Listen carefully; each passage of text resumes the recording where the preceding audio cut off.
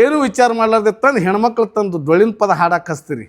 ಅವ್ರು ಯಾವ ಸ್ಥಿತಿ ಒಳಗೆ ಬಂದಿರ್ತಾರೋ ನಿಮ್ಗೇನು ಗೊತ್ತಾಕ್ಕದದು?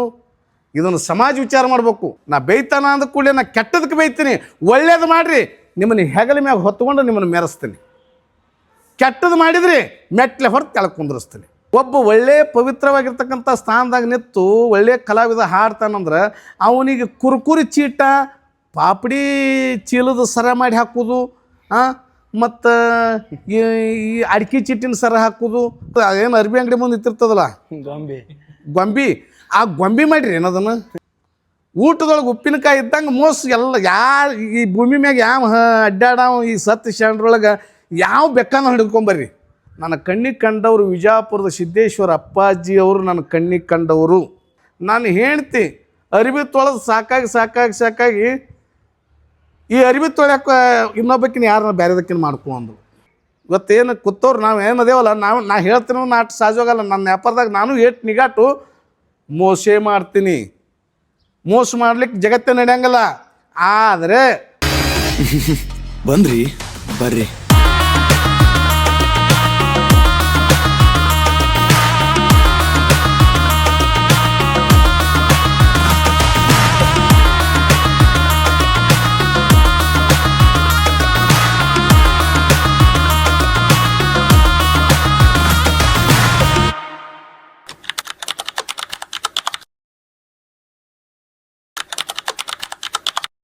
ಹೆಣ್ಮಕ್ಳು ಬಂದು ಪದ್ಯ ಹಾಡ್ತಾರೆ. ಹೆಣ್ಮಕ್ಳು ಪದ್ಯ ಏನು ಹಾಡ್ತಾರೆ? ಹುಟ್ಟಿದವ್ರಿಗೂ ಹೋದ್ರೆ ನನಗೆ ಕಟ್ಟಿ ಬಡಿತಾರತ್ತ ಇವ್ರು ಪದ ಹಾಡ್ತಾರಂದ್ರೆ ಇಂಥ ಹೊಲಸು ಕೆಲಸ ಇವ್ರು ಏನು ಮಾಡಿರ್ತಾರೆ ಹಿಂದೆ. ಅವ್ರು ಊರಾಗ ಹೋದಾಗೆ ಇವ್ರು ಕಟ್ಟಿ ಹೊಡಿತಾರಂದ್ರೆ ಮತ್ತು ಇವ್ರನ್ನ ರೊಕ್ಕ ಕೊಟ್ಟು ನಾವು ಕರ್ಸ್ಯಾವಲ್ಲ, ಮತ್ತು ನಾವ್ಯಾಕೆ ಇವ್ರನ್ನ ಬಿಡ್ಬೇಕು? ಇವ್ರು ನಾವು ಯಾಕೆ ಬಿಡ್ಬೇಕು? ಅವ್ರು ಊರಾಗ ಹೋದ್ರೆ ಅವ್ರು ಕಟ್ಟಿ ಹೊಡಿತಾರತ್ತ, ಮತ್ತು ನಮ್ಮ ಊರಿಗೆ ಬಂದ್ರೆ ಇವ್ರು ಕಾಲ್ಮರ್ಲೆ ಯಾಕೆ ಹೊಡಿಬಾರ್ದು? ಯಾಕೆ ಹೊಡಿಬಾರ್ದು ಇವ್ರನ್ನ? ಯಾಕಂದ್ರೆ ಇದು ಮನದಾಳದ ಮತ್ತು ಈ ಶಬ್ದನ ಬಳಸ್ಬಾರ್ದು. ಯಾಕೆ ಬಳಸ್ತೀನಂದ್ರೆ ನೋವಾಗ್ತದೆ. ಹಾಲು ಮತ್ತದ ಧರ್ಮಕ್ಕೆ ಅದು ಸಿದ್ಧ ಶಿವಸ್ಥಾನ ಡೊಳ್ಳದ. ಆ ಡೊಳ್ಳಿನ ಬುಡಕ್ಕೆ ಕಂಬಳಿ ಪವಿತ್ರವಾಗಿರ್ತಕ್ಕಂಥ ಕಂಬಳಿ ಹಾಸಿ ಕಂಬಳಿ ಮ್ಯಾಗ ಡೊಳ್ಳಿಟ್ಟು ಡೊಳ್ಳಿನ ಮ್ಯಾಗ ಕೂತು ಭಂಡಾರ ಧರಿಸಿ ಭಕ್ತಿಯಿಂದ ಹಾಡುವಂಥ ಪದ್ಯವನ್ನು ಕೆಡಿಸಿ ಅಶ್ಲೀಲವಾಗಿರ್ತಕ್ಕಂಥ ಶಬ್ದಗಳನ್ನ ಹಾಡಿಸ್ತಾರಲ್ಲ ನಾಲಾಯಕರನ್ನ ಈ ಸಮಾಜ ಒಪ್ಕೋಬಾರ್ದು. ಇನ್ನೊಂದು ಹೆಣ್ಣು ಮಕ್ಕಳಲ್ಲಿ ನೀವು ಪದ್ಯಗಳನ್ನ ನೀವು ಏನು ಸಮಾಜದಾಗ ಏನು ಪದ್ಯಗಳನ್ನ ಹಾಡಕ್ಕೆ ಹಚ್ತಾರಲ್ಲ, ದಯವಿಟ್ಟು ಗುಡಿ ತೊಳೆದಿರ್ತೇವೆ, ಎಲ್ಲ ಮಾಡಿರ್ತೇವೆ. ಇವತ್ತು ನಮ್ಮ ತಾಯಿ ತಂಗಿದು ಹಿಡ್ಕೊಂಡೇ ಮಾತಾಡ್ತೀನಿ. ಅವ್ರಿಗೆ ಭಗವಂತ ಅವ್ರಿಗೊಂದು ಇಟ್ಟಾನ, ಅವ್ರಿಗೊಂದು ಕೊಟ್ಟಾನ. ಆವಾಗ ನಮ್ಮ ಮನೆ ಒಳಗೆ ಏನಾರ ಪೂಜೆ ಪುನಸ್ಕಾರ ನಾವು ಇಟ್ಕೊಂಡಿದ್ದೇವಂದ್ರೆ ನಮ್ಮ ಮನೆ ಒಳಗೆ ಹೆಣ್ಮಕ್ಳು ಏನಂತಾರೆ, ನಾ ಹೋಗುವಂಥ ಸ್ಥಿತಿ ಒಳಗಿಲ್ಲ, ಆ ಪೂಜೆ ನೀವು ಬೇರೆದವ್ರು ಮಾಡಿರಿ ಅಂತಾರ.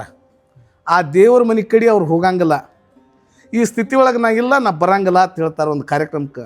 ಇವ್ರು ಏನಂತಾರ 30 ದಿನನೂ ಕಾರ್ಯಕ್ರಮ ಅದಾವತ್ತಾರ, ತಿಂಗಳದಾಗ 30 ಅದಾವತ್ತಾರ, ಒಳಗೆ 35 ಮಾಡ್ತಾರೆ.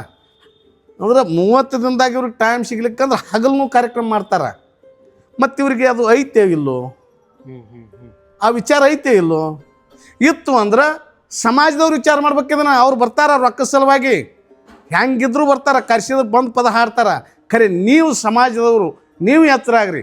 ನಿಮ್ಮೂರೊಳಗೆ ಒಳ್ಳೆಯ ವಿಚಾರಗಳನ್ನ ಕೂಡ್ಕೊಂಡು ಸಮಾಜದೊಳಗೆ ಮೀಟಿಂಗ್ ಕರೆದು ಇಂಥ ದೇವಸ್ಥಾನ ನಾವು ಜಾತ್ರೆ ಮಾಡ್ಬೇಕಂತೇಳಿ ಕಿಶಿಂದ ತೊಳೆದು ಬಳದು ಗುಡಿಗೆ ಸಾರಿಸಿ ಬಣ್ಣ ಹಚ್ಚಿ ಒಳ್ಳೆಯ ದಿನ ನೋಡಿಕೊಂಡು ಮುಹೂರ್ತ ನೋಡಿಕೊಂಡು ಮಡಿ ಹುಡಿಯಿಂದ ಭಕ್ತಿಯಿಂದ ಕಾರ್ಯಕ್ರಮ ಮಾಡ್ತೀರಿ. ಏನೂ ವಿಚಾರ ಮಾಡ್ಲಾರ್ದೆ ತಂದು ಹೆಣ್ಮಕ್ಳು ತಂದು ಡೊಳ್ಳಿನ ಪದ ಹಾಡಕ್ಕೆ ಹಚ್ತೀರಿ. ಅವ್ರು ಯಾವ ಸ್ಥಿತಿ ಒಳಗೆ ಬಂದಿರ್ತಾರೋ ನಿಮ್ಗೇನು ಗೊತ್ತಾಕ್ಕದದು? ಇದನ್ನು ಸಮಾಜ ವಿಚಾರ ಮಾಡಬೇಕು. ನಾ ದಯವಿಟ್ಟು ಯಾವ ಕಲಾವಿದರಿಗೂ ನಾ ಅವ್ರ ವೈಯಕ್ತಿಕ ನಾವು ಯಾರಿಗೆ ಮಾತಾಡಂಗಿಲ್ಲ. ಇದ್ರ ಬಗ್ಗೆ ಒಂದು ಸ್ವಲ್ಪ ಭಾಗ ಅವರು ವಹಿಸ್ಬೇಕು. ನಾನು ಹಿಂದೆ ಮಾಡ್ಕೊತ ಬಂದೀನಿ ಹೆಣ್ಮಕ್ಳನ್ನ. ಖರೆ ಅವ್ರಿಗೆ ನಾ ಸ್ಪಷ್ಟವಾಗಿ ಇದನ್ನೇ ಹೆಣ್ಮಕ್ಳಿಗೆ ಸೂಕ್ಷ್ಮವಾಗಿ ನಾ ಆ ತಂದೆ ಸ್ವರೂಪದಾಗಿರಲಿ, ಅವ್ರ ಅಣ್ಣನ ಸ್ವರೂಪದಾಗಿರಲಿ, ತಂಗಿ ಇಷ್ಟು ದಿನ ಹಿಂಗವ ಸೂಕ್ಷ್ಮಿ ಮನೆ ಒಳಗೆ ಸಂಸ್ಕಾರದೊಳಗೆ ಪೂಜೆ ಪುನಸ್ಕಾರ ಅಂತಕ್ಕಂಥದ್ದು ಏನು ಇರ್ತದಲ್ಲ, ಅವಾಗ ನಿಮ್ಮನ್ನ 5 ದಿನ ಏನು ನೀವು ಮುಟ್ಟಂಗಿಲ್ಲಲ್ಲ, ಅಂಥ ಸ್ಥಿತಿ ಒಳಗೆ ಬಂದರು ಭಂಡಾರ ಬಂದ್ರೆ ಕ್ಯಾನ್ಸಲ್ ಮಾಡಿರಿ.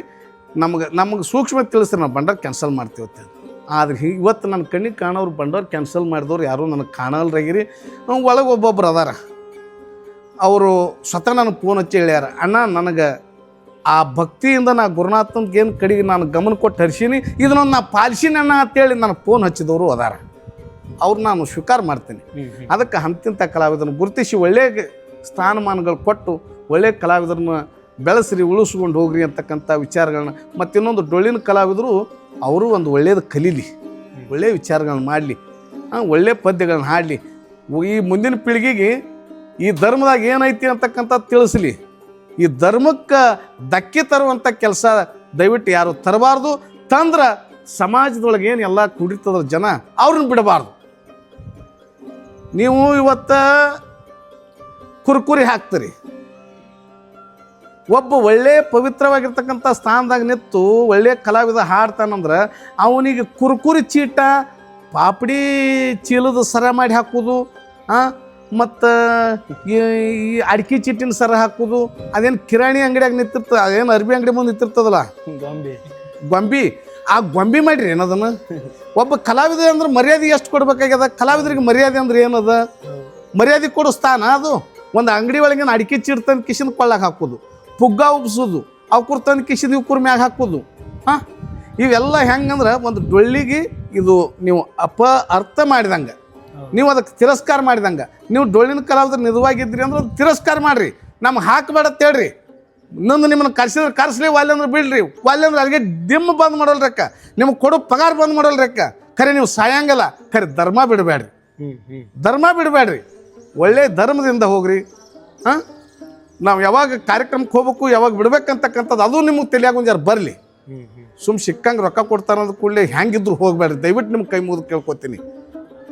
ಈ ವಿಷಯ ನಿಮ್ಮ ಅಣ್ಣ ಹತ್ರ ತಿಳ್ಕೊರಿ, ನಿಮ್ಮ ತಮ್ಮ ಹತ್ರ ತಿಳ್ಕೊರಿ. ನಾ ಹೇಳೋ ಮಾತಾ ನೇರಿರ್ತಾವು, ಯಾವತ್ತು ಹಿಂದಕ್ಕೆ ಸರಿದು ಮಾತಾಡಂಗಿಲ್ಲ. ಖರೆ ಬೈದು ಹೇಳವ ಯಾವತ್ತು ಬುದ್ಧಿಗಾಗಿ ಹೇಳ್ತಾನ, ನಕ್ ಹೇಳವ ಕೆಡ್ಕಿಗಾಗಿ ಹೇಳ್ತಾನೆ. ನಿಮ್ಮ ಡುಬ್ಬ ಸವ್ರಿ ನಿಮಗೆ ಭಾರಿ ಅನ್ನೋರು ಅದಾರ ಭೂಮಿ ಮ್ಯಾಗ.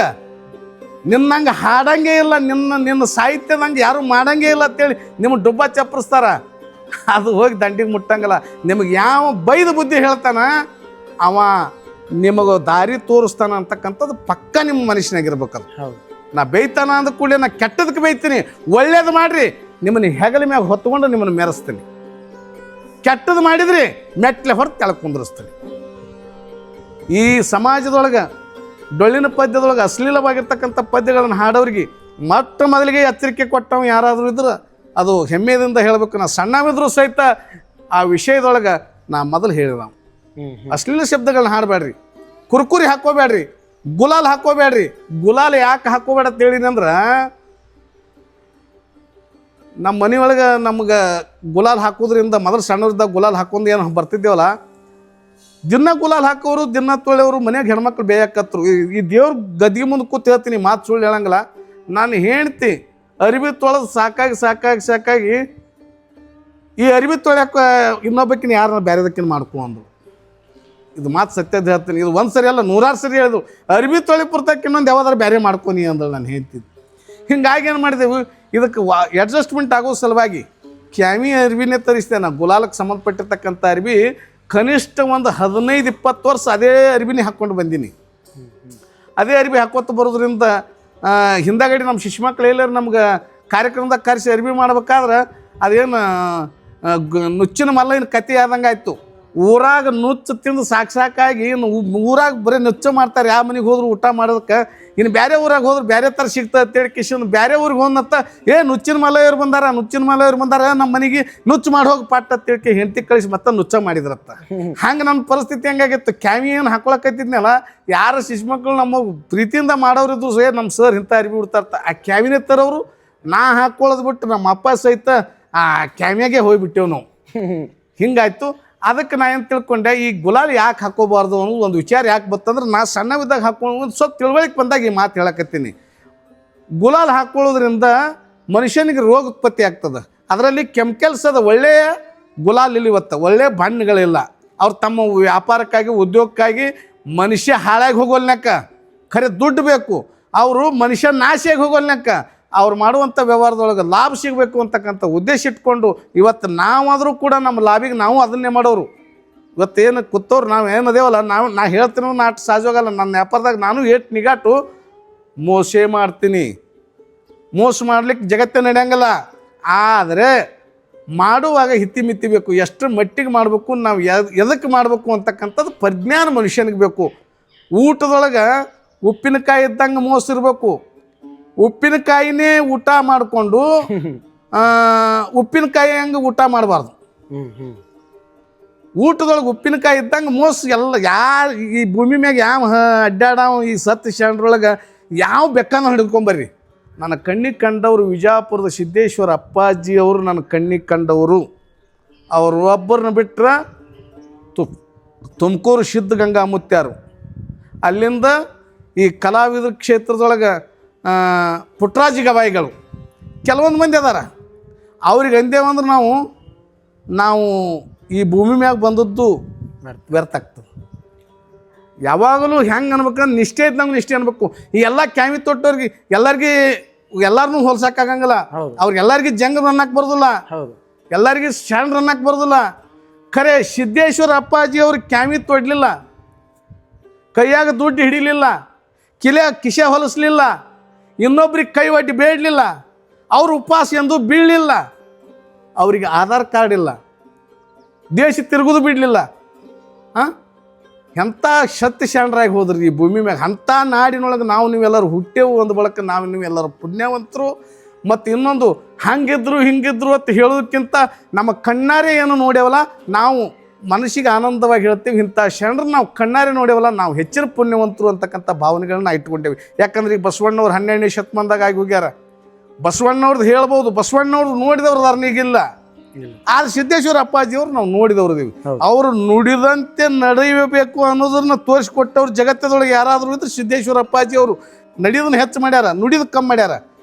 ಹೇಳೋದು ತತ್ವ ಹೇಳೋದು ಇನ್ನು ಕಡಿಮೆಗಿದೆ, ಕರೆ ಅದಕ್ಕಿಂತಲೂ ಮಿಗಿಲಾಗಿ ನಡೆದವ್ರು ಸಿದ್ದೇಶ್ವರ ಅಪ್ಪಾಜಿಯವ್ರು. ಅಂಥ ನಾಡಿನೊಳಗೆ ನೀವೆಲ್ಲರೂ ಹುಟ್ಟೇವಿ.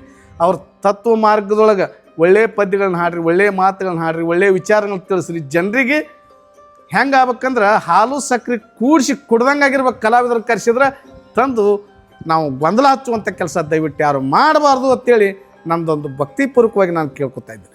ಅಪ್ಪಾಜಿ, ಈ ಡೊಳ್ಳಿನ ಪದದಲ್ಲಿ ಯಾವ್ಯಾವ ಥರ ಬರುತ್ತೆ, ಕಥೆಗಳು ಯಾವ ಥರ ಬರುತ್ತೆ, ಸನ್ನಿವೇಶಗಳು ಏನಾದರೂ ಹೇಳ್ತೀರಾ, ಹಾಡ್ತೀರಾ? ಸೊ ಡೊಳ್ಳಿನ ಪದವನ್ನು ಯಾವ ರೀತಿ ಹಾಡ್ತೀರಾ ಅಂದ್ರೆ ಹೆಂಗ್ ಪದವನ್ನು ಕಟ್ಟುತ್ತಾರೆ? ಡೊಳ್ಳಿನ ಪದ್ಯಗಳನ್ನು ಇದು ಹಿಂದಿನ ಸಂಸ್ಕೃತಿಯ ಒಂದು ಕಲೆ. ಹೌದು.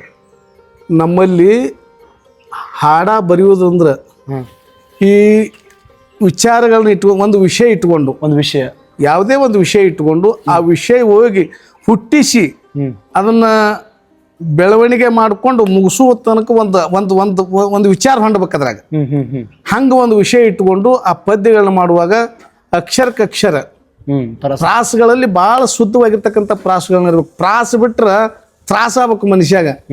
ಅದಕ್ಕೆ ಹೇಳ್ಯಾರಲ್ಲ, ಪ್ರಾಸವಿಲ್ಲದ ಪದ ತಾಸ ಹಾಡಿದರೇನು ಸಾಸಿವೆ ಕಾಳಿನಕ್ಕಿಂತ ಕಡೆಯತ್ ಹೇಳ್ಯಾರ ನೋಡು. ಹಂಗ ಪ್ರಾಸ ಬಿಟ್ಟೇವಿ ಅಂದ್ರೆ ನಮಗೆ ತ್ರಾಸ ಆಗ್ಬೇಕು. ಪ್ರಾಸ ಇಲ್ಲದ ಪದ ಈ ಕೂತ್ಪೆಟ್ಟಿನ ಮ್ಯಾಗ ಸಾಕಷ್ಟು ಹಾಡ್ಬೋದು ನಾವು, ಅದಕ್ಕೆ ಬೆಲೆ ಇರಂಗಿಲ್ಲ. ಯಾವುದೇ ಪದ್ಯಗಳನ್ನ ಹಾಡಿದ್ರೆ ಅಕ್ಷರಕ್ಕಕ್ಷರ ಜೋಡಣೆ ಇರಬೇಕು. ಶಬ್ದ ಆಡು ಭಾಷೆದೊಳಗಿರಲ್ದಕ್ಕ, ಖರೆ ಶಬ್ದ ಹಚ್ಚಿದ್ರೆ ಅದಕ್ಕೆ ಕತ್ತಿನೂ ಹೌದಾಗಿರ್ಬೇಕು. ಮುಂದೆ ಹೋಗಿ ನಿಂದ್ರಿಸ್ಬೇಕು. ಆ ಪದ ಮುಗಿದ್ರಾಗೆ ಒಂದು ಸನ್ನಿವೇಶ ತಿಳಿಬೇಕು. ಹಂಗೆ ಸಾಕಷ್ಟು ಪದ್ಯಗಳು. ಈಗ ಡೊಳ್ಳಿನ ಪದ್ಯದೊಳಗೆ ನೋಡ್ರಿ, ನಾವು ಹಿಂದಿನಿಂದ ಮಾಡ್ಕೊತ ಬಂದಿರತಕ್ಕಂಥ ಎಲ್ಲ ಹಿರಿಯ ಸಾಹಿತ್ಯಗಳನ್ನ ನೆನೆಸ್ಕೋಬೇಕು. ಯಾಕಂತ ಕೇಳು, ಎಲ್ಲ ಕ್ಷೇತ್ರದೊಳಗೆ ಸಾಹಿತ್ಯ ಮಾಡೋದೇ ಬೇರೆ, ಇಡೀ ಜಾನಪದ ಕಲೆಯಲ್ಲಿ ಡೊಳ್ಳಿನ ಪದ್ಯಗಳಲ್ಲಿ ಸಾಹಿತ್ಯ ಮಾಡೋದೇ ಬೇರೆ. ಸಾಹಿತ್ಯದೊಳಗೆ ಹೆಂಗೆ ಗಂಧ ಇರ್ತದ ಅಂತ ಕೇಳಿದ್ರೆ, ಅಕ್ಷರಕ್ಕಕ್ಷರ ಕೂಡಿಸಿದ್ರೆ ಎಲ್ಲಿ ಪ್ರಾಸ ಹೋಗ್ಲಾರ್ದಂಥ ಪದ್ಯ ಎಲ್ಲಿಯಾದರೂ ಸಿಗ್ತಾವು ಅಂದ್ರೆ ಎಲ್ಲ ಕಲೆಯದೊಳಗೆ ಹುಡುಕಾಡಿದ್ರೆ ಸಾಹಿತ್ಯ ಡೊಳ್ಳಿನ ಪದ್ಯದೊಳಗೆ ಸಿಗ್ತದೆ. ಅಂಥ ಸಾಹಿತ್ಯ ಇಲ್ಲಿ ಮಾಡುವಂಥ ಕಲಾವಿದರು ಸಾಕಷ್ಟು ಮಂದಿ ಅದಾರ. ಅಂದ್ರೆ ಒಬ್ಬರು ನೋಡಿ ಒಬ್ಬರು ಒಳ್ಳೆ ಇದೇ ಮಾಡ್ಬೇಕತ್ತೆ ಪ್ರಯತ್ನ ಮಾಡ್ತಾರ. ಅದ್ರೊಳಗೆ ಅದೇ ಪ್ರಾಸ ಹಿಡಿದ್ರು ಸಹಿತ ಕೆಟ್ಟ ಹೊಲಸು ಪದ್ಯ ಹಾಡಕ್ಕೆ ಬರ್ತದೆ. ಅಂಥವು ದಯವಿಟ್ಟು ಇನ್ನು ಮುಂದೆ ಹಾಡೋರಿಗೆ ಕಮ್ಮಿ ಮಾಡ್ಕೊಂಡು ಹೋಗ್ಲಿ ಅಂತೇಳಿ ನಾವು ಮಾಡೇವಿ. ನಾವು ಕೊರಂತೂ ಬಿಟ್ಟೇವು ನಾವು. ಆದ್ರೆ ಕೆಲವೊಬ್ರಿಗೆ ಮಾಡಿ ಕೊಡುವಂದವ್ರಿಗೆ ಸಾಕಷ್ಟು ಮಾಡಿ ಕೊಟ್ಟಿನಿ. ಅವೇನು ಜಾನಪದ ಕಲಾವಿದ್ರೊಳಗೆ ಮೂಡಲ್ಗಿ ಶಿಬ್ರಿಡ್ ಹಂಗೆ ಅವ್ರು ಹಾಡ್ಯಾರ, ಗುರುರಾಜ್ ಹೊಸಕೋಟಿ ಅವ್ರು ಹಾಡ್ಯಾರ. ಹಿಂಗೆ ಜಾನಪದ ಕಲಾವಿದ್ರೊಳಗೆ 10-20 ಕ್ಯಾಸೆಟ್ ಹಾಡ ಕೊಟ್ಟಿನಿ. ಇಂಥವ್ರೆಲ್ಲ ಸಾಕಷ್ಟು ಹಾಡ್ಯಾರ. ಈ ಮಾಳಿಂಗರಾಯನ ಮಟ್ಟ ಮನಿ ಒಳಗೆ ನನ್ನ ಅಪೋಸಿಟ್ ಹಾಡೋರಿಗೆ ನಾನು ಅಮೋಕ್ಷಿದ್ರ ಪದ್ಯ ಅಮೋಕ್ಷಿದ್ರ ಪದ್ಯ ಹಾಡಿದ್ರು ಅಮೋಕ್ಷಿದ್ರ ಪದ್ಯಗಳನ್ನ ಸಾಕಷ್ಟು ಬರ್ದೀನಿ. ನಾನು ಜೊತೆ ಹಾಡುವಾಗ, ಸರ ನೀವು ಇಂಥ ಪದ್ಯ ಹಾಡಿಬಿಡ್ತೀರಿ, ಈ ಪದ್ಯ ಹಾಡಿದ್ರಿ ಅಂದ್ರೆ ನಮ್ಮ ಆಟ ನಡೆಯಂಗಿಲ್ಲ, ನಮ್ಗೆ ಯಾರು ಕಿಮ್ಮತ್ ಕೊಡಂಗಿಲ್ಲ. ನೀವು ಆ ಪದ ಹಾಡಿದ ಕೂಡಲೇ ನಮ್ಮದು ಮುಗ್ದೇ ಹೊಕ್ಕದ ಸರ, ನಾವು ಹಿಂಗಾಗಿ ನಿನ್ನ ಜೋಡಿ ಬಂಡಾರ ಹಿಡಿಯಕ್ಕೆ ನಮ್ಗೆ ವಾಜ್ ಹೊಕ್ಕದ ಅಂದ್ರೆ ಅಂಥವ್ರಿಗೆ ನನ್ನ ಅಪೋಸಿಟ್ ಪದ ಏನು ಮಾಡಿಕೊಡ್ಬೇಕು ಹಂಗೆ ಕೂತ್ ಬೆಟ್ಟಿನ ಮ್ಯಾಗ ಆಯ್ತು ಅದಕ್ಕೆ ಕಂಜಿ ನಾ ಹಿಂಗೆ ಹಾಡ್ತೀನಲ್ಲೋ ಈ ಪದ ನೀವು ಹಿಂಗೆ ಹಾಡ್ರಿ ಅವ್ರಿಗೆ ಬರೆದು ಕೊಟ್ಟಿನಿ. ಸಾಕಷ್ಟು ಮಂದಿ ಬರೆದು ಕೊಟ್ಟಿನಿ. ಆದ್ರೆ ಈ ಜಾಗದಾಗ ಕೂತ್ ಹೇಳ್ತೀನಿ ಒಂದು ಮಾತು ಏನದಂದ್ರೆ, ಅವ್ರಿಗೆ ಸಾಹಿತ್ಯ ಕೊಟ್ಟೆ ಅಂದ್ರೆ ಅವ್ರಿಗೆ ಕೊಡಾಗ ನನ್ನ ಹೆಸರು ಹಾಕಬೇಡ್ರಿಪ್ಪ, ಇದು ನಿಮ್ಮ ಹೆಸರು ಹಾಕೊಂಡು ಹಾಡ್ರಿ, ನಿಮ್ಮ ಹೆಸರು ಹಾಕ್ರಿ ಅದು ತಿಂದು ಕೊಟ್ಟಿನಿ. ಅವ್ರ ಹೆಸರೇ ಹಾಕ್ಕೊಂಡಾರ. ಭಾಳ ಪಾಡಗಣ ಅವ್ರವ್ರು ಮೀಟಿಂಗ್ ಮಾಡ್ಕೊಂಡಿಲ್ಲ, ನಮ್ಮ ಮ್ಯಾಲಿನಾಗ ಮಾಸ್ತರ್ನ ಹೆಸರೇ ಹಾಕೋನು ಚಲೋ ಆಗ್ಯದ ಪದ, ಮಾಸ್ತರ್ನ ಹೆಸರು ಹಾಕಿದೆ ಅಂದ್ರೆ ಸ್ವಲ್ಪ ಇದು ಬರ್ತೈತೆ. ಅವನು ಪದ ಅವ್ಗೆ ಹಾಡಂದವ್ ಬಿಟ್ಟು ಅಲ್ಲೇ ಮ್ಯಾಲಿನಾಗಿದ್ದವ್ನು ಮಾಸ್ತರ್ ಹೆಸರು ಹಾಕಿದ್ರಂದ್ರೆ ಮರುದಿವ್ಸಿ ಆ ಪದ ನಾ ಹಾಡೀನಿ. ಆ ಪದ ನಾನೇ ಹಾಡೀನಿ. ಕರ್ಕೊಂಬ ನಿಮ್ಮ ಮಾಸ್ತರ್ ಯಾವ ಬರ್ದಾವತ್ತು ಹಿಂಗೆ ನಾನೇ ಹಾಡೀನಿ. ಅದನ್ನ ಅವ್ರ ಅಪೋಸಿಟ್ ನಿಂತು ಹಾಡೀನಿ. ಬೇಕಾ ಮಾಧ್ಯಮದಾಗೂ ಹಾಡು ಹೇಳೀನಿ. ಇಂಥ ಸಾಹಿತ್ಯ ರಗಡ್ ಕೊಟ್ಟೀನಿ. ಮತ್ತು ಅಮೋಕ್ಷದ ಮೇಲಿನವರು ಸಾಕಷ್ಟು ಪದ್ಯಗಳನ್ನ ಹಾಡ್ಯಾರ. ಮತ್ತು ಇನ್ನು ಭಾಳ ಅದ್ಭುತವಾಗಿರ್ತಕ್ಕಂಥ ಈ ವಿಚಾರ ನಾನು ಹೇಳಬಾರ್ದಾಗಿತ್ತು, ಇವತ್ತು ಮಾತಿ ಬಂದದ್ದು ಹೇಳ್ತೀನಿ.